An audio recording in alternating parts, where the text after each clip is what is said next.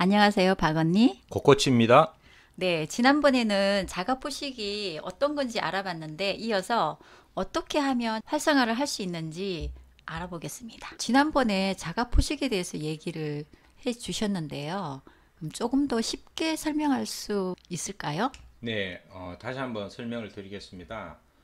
우리 인체의 균형의 관점에서 사실 자가포식하고 또 다른 어파토시스라는 세포 스스로 이제 죽는 세포 사멸이라는 게 두 가지가 있는데요. 세포를 자동차에 비유하면 세포 사멸은 폐차하는 거라고 생각하시면 되고, 자가포식은 부분적으로 차를 유지 운영하기 위해서 수리하고 교환하는 활동이라고 볼 수 있습니다.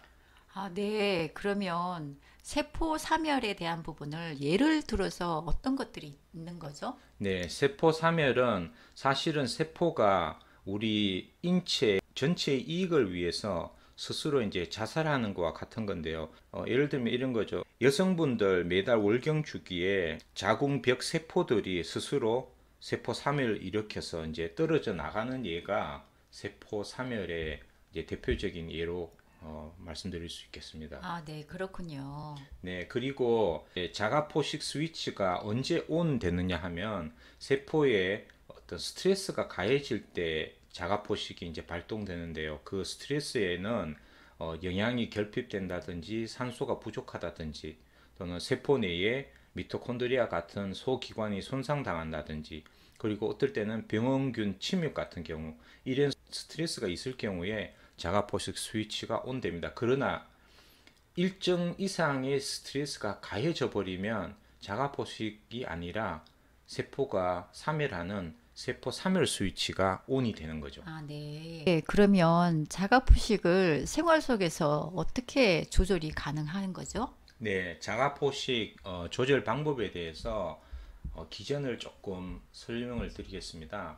자가포식을 세포 내에서 조절하는 물질에 여러 가지가 있는데 그 대표적으로 AMPK라는 거와 mTOR라는 게 있습니다. AMPK, mTOR가 되게 어려운 것 같아요. 네. 조금 어렵게 느껴질 수는 있습니다. AMPK라는 건 세포 내의 하나의 에너지 센서라고 생각하시면 됩니다. 그래서 세포가 에너지가 이제 고갈됐을 때, 에너지가 소모됐을 때, 자가 포식을 활성화를 시켜주는 어떤 하나의 효소라고 이렇게 보시면 되고요. 네. 그 다음에 두 번째 mTOR라고 읽습니다. 항생제 라파마이신의 표적이라는 뜻입니다. 네. 그런데 이게 어떻게 작동되냐 하면 세포에 에너지가 이제 많은 경우 있죠. 영양이 네. 풍부하거나 네네네. 또 인슐린이 높은 경우 이럴 때는 세포에서 성장할 때구나라고 이제 인식을 하는 거예요. 그러면 성장할 때라는 것은 뭐예요? 세포 성장을 촉진시키는 거죠. 그래서 이제 근육을 키울 때 이제 필요한 거다. 이렇게 보시면 되죠. 자, 이렇게 세포가 성장할 때는 쓰레기를 치우고 재활용하는 모두가 당연히 억제되겠죠. 그래서 mTOR가 활성화되면 자가 포식이 이제 억제가 됩니다. 이와는 반대로 칼로리를 제한했을 경우는 세포가 이제 에너지가 적다라고 인식하겠죠. 그렇게 되면 위기에 대비해야 되겠구나라고 세포가 인식하는 거예요. 그래서 이때는 mTOR가 억제될 때는 오히려 자가 포식이 이제 촉진되는 자가 포식을 조절하는 두 가지의 물질이 있다. 이렇게 생각하시면 되고요. 요 아래 그림이 조금 복잡하게 되어 있는데 여기 출처를 보시고 혹시 관심 있으신 분은 한번 찾아서 읽어보시면 AMPK와 mTOR가 어떻게 자가 포식을 조절하는지에 대한 설명이 있으니까 참고로 제가 넣어 두었습니다. 네, 그러면 자가포식을 조절하는 물질이 있다는 걸 조금 이해는 했어요. 근데 자가포식을 활성화하는 구체적인 방법이 있는지 알려주세요.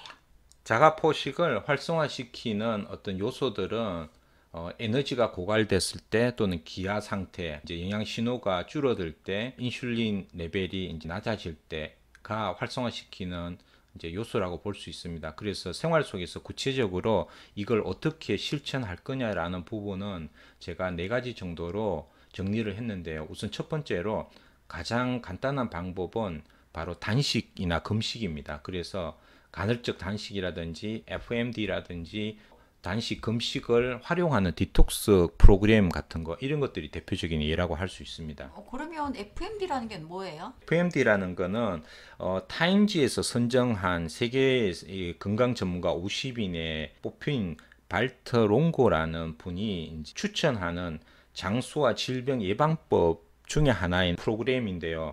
몸은 사실은 단식한다고 느끼지만 세포에 영양분을 실제로 이제 공급하는 건데, 예를 들어서 한 달에 한 5일 정도를 칼로리를 한 800에서 1100kcal 칼로리 정도 섭취하는 방법인데, 이런 방식의 다이어트를 통해서 건강하고 장수할 수 있다는 이제 그런 하나의 프로그램으로 이제 생각하시면 돼요. 국내에서 또 한번 방송이 된 걸로 제가 알고 있습니다.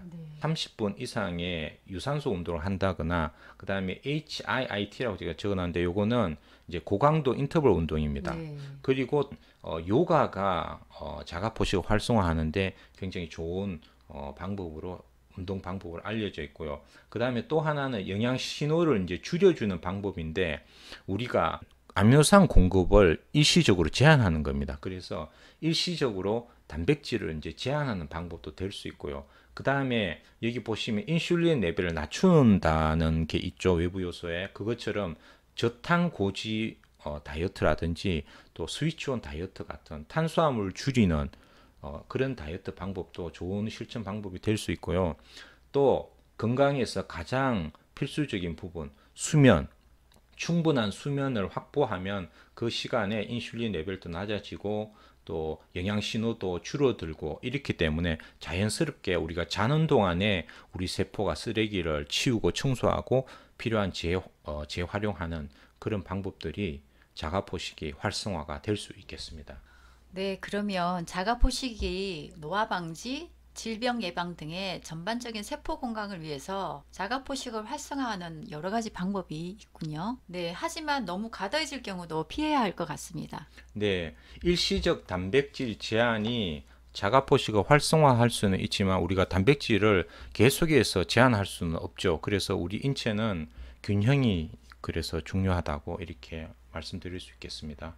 네, 자가 포식이 어떤 건지 그리고 활성화하는 방법에 대해서 굉장히 유용한 시간이었습니다. 오늘 공부한 이 시간이 조금이라도 도움이 되셨다면 좋아요, 구독 부탁드리겠습니다.